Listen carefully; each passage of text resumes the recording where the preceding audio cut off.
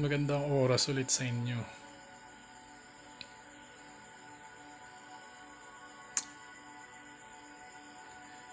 Ewan ko lang kung naririnig sa ano na to. Ewan ko lang kung nare-record yung pinakikinggan kong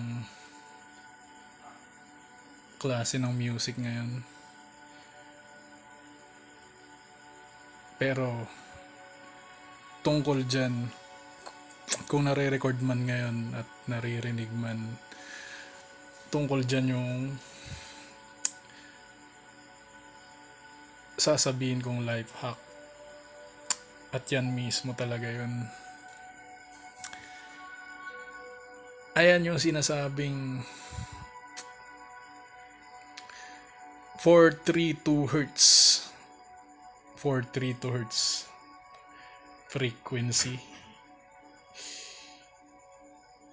Healing ano siya. Sasabi may ano siya, may healing benefits. Nakakapag ano siya.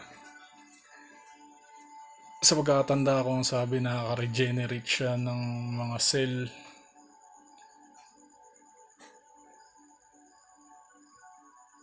Naayos niya yung pakiramdam ng taong may dinadamdam. Basta nare-regenerate niya, ayos niya yung mga cell, na-regenerate niya daw yung mga cell. Ganun yun sa pagkakatanda ko, sa napakinggan ko. Ayan, yan yung 432 Hertz na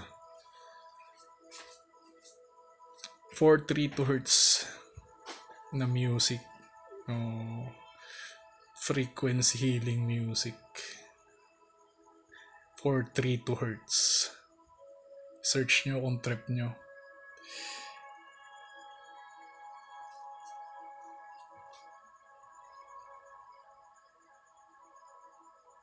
Kasi yung 432 Hertz daw, ano yan, ang sabi, nakatono daw yan sa nature. Nakatono daw yan sa kalikasan. Tapos yun, nakakapag-heal daw siya. Yun nga, sabi ko na kanina. Kasi ito pa dadagdag ko na din.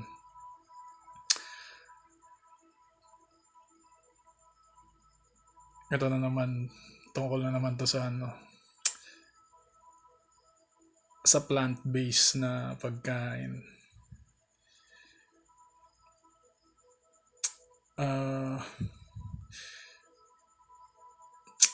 Pwede daw nating iwasan. Sa totoo lang, pwede naman nating iwasan talaga yung pagkain ng mga karne.